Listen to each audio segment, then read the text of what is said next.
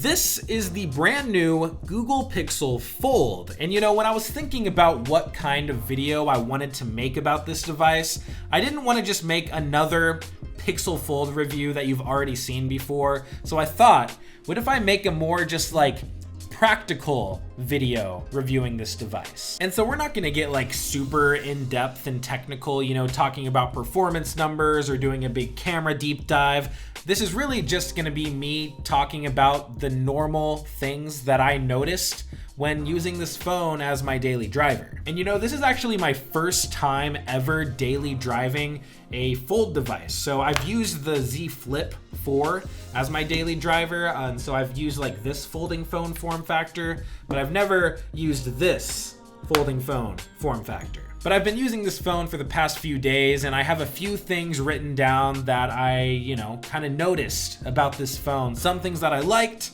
and some things that I didn't like. But let's start with the things that I liked. And so first up, we have our screens. So up front, we have our 5.8 inch cover display, which is OLED. It's 120 hertz. It's nice and vibrant, and I think it just looks really good. And then of course, we have our inside display, which is also OLED, also 120 hertz, also vibrant, but this one is 7.6 inches, and it essentially doubles your screen real estate. And the thing that's kind of cool about it is, you know, when you're on your cover display, you'll have multiple screens. So I have these two right here, but then when you open up the screen, it just gives you both of those pages on one screen. So it's literally just doubling your screen real estate. So it's kind of cool. And going along with the screen is actually the aspect ratio of this front display. Now it's not perfect, but it is definitely better than what I've seen, at least on the Z Fold 3, because the Fold 3, like, man, it's just such a skinny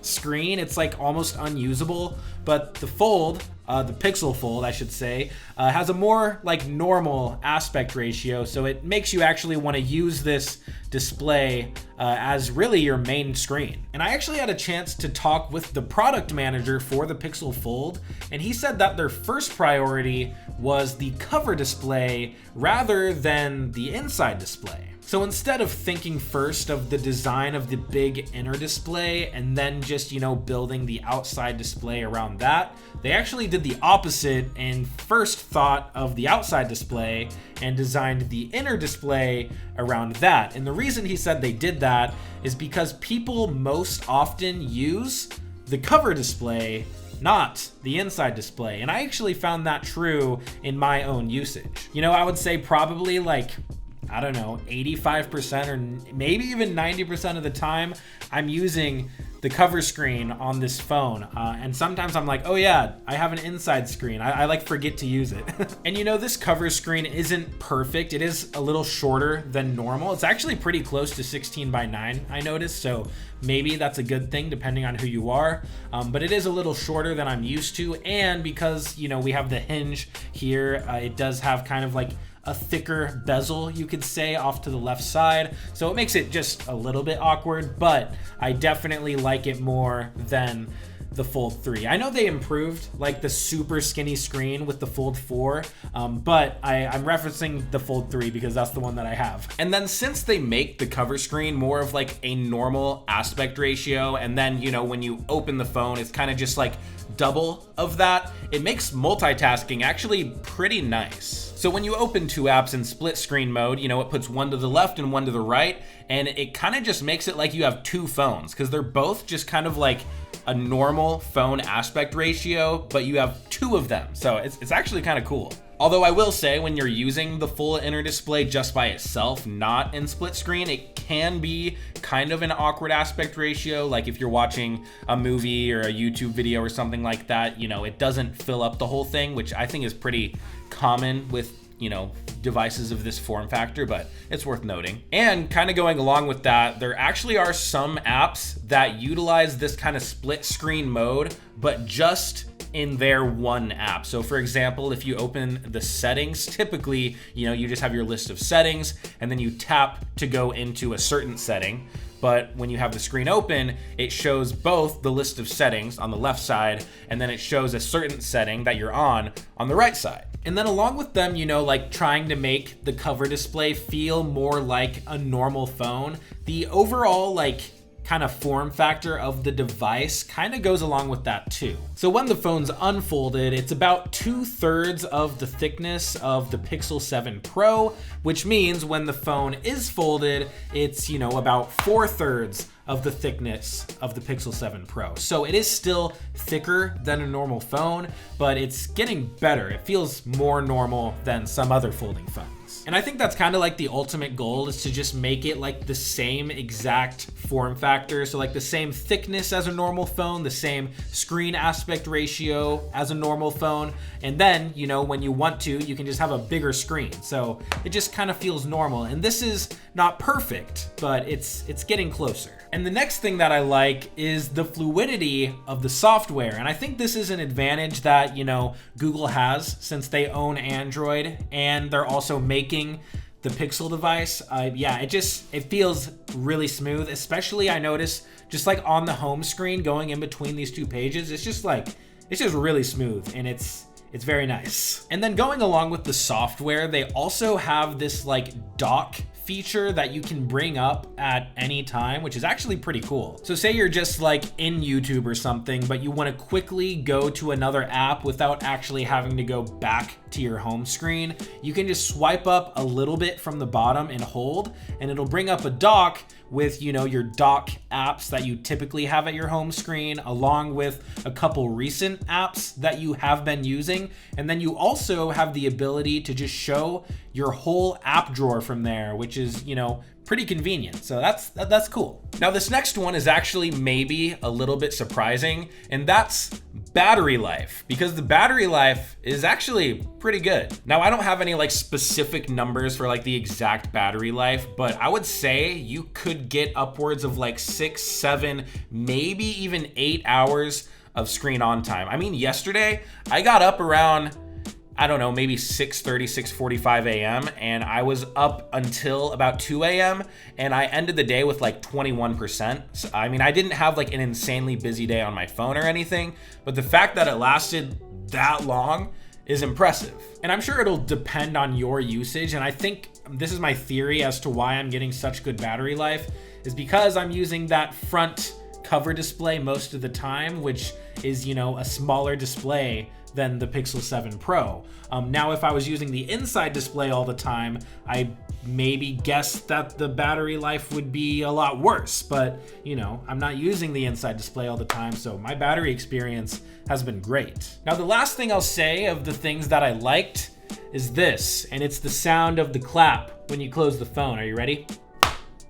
It's a pretty good clap. All right, now for the things that I didn't necessarily love about this phone.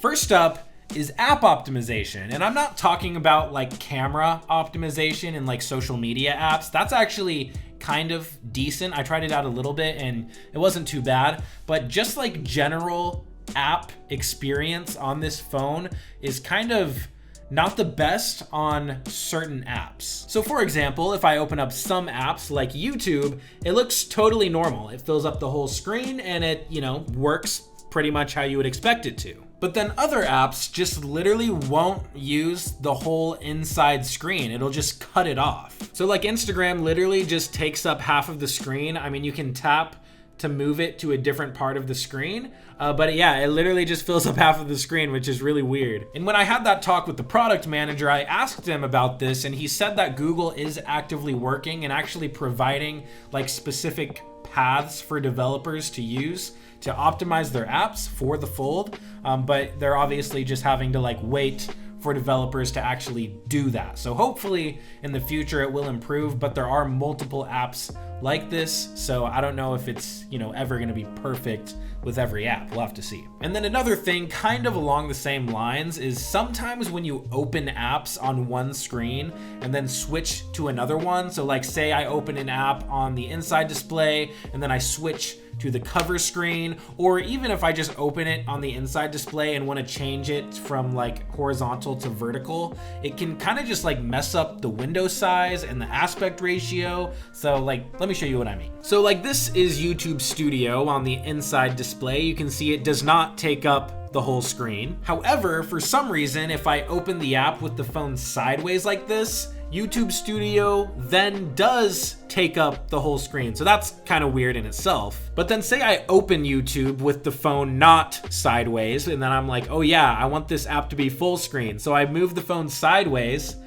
and then it just like opens it in this like cropped window thing, and the only way to get it to go back is by tapping this button that makes you restart the app, and then it'll restart and let you use it like normal again. And then another thing about this phone is you can't really use a launcher, at least the way that I like to use a launcher. And so if you guys are familiar with my content, you know that I have my own like custom home screen setup that I love to put on my phones. I think it looks great, except you can't really do that with the Pixel Fold because of the inside display. And so it turns out that the outside screen and the inside screen actually have the same home screen, and there's no way to separate it. So whatever you change on the outside is gonna affect the inside. So actually what ends up happening is I set up my home screen with Nova Launcher and it looks fine on the outside display, but then I open it up and it just stretches it all out and it looks super weird.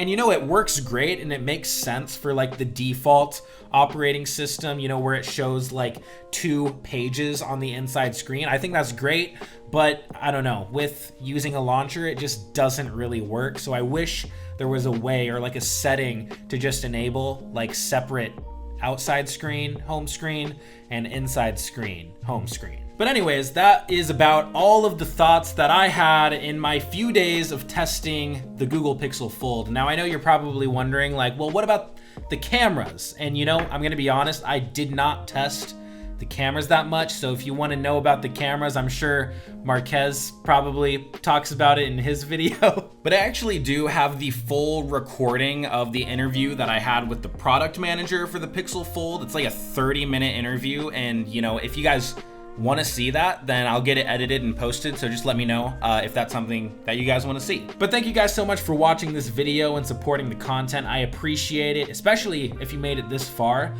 Yeah, you guys rock. God bless. We'll see you in the next one.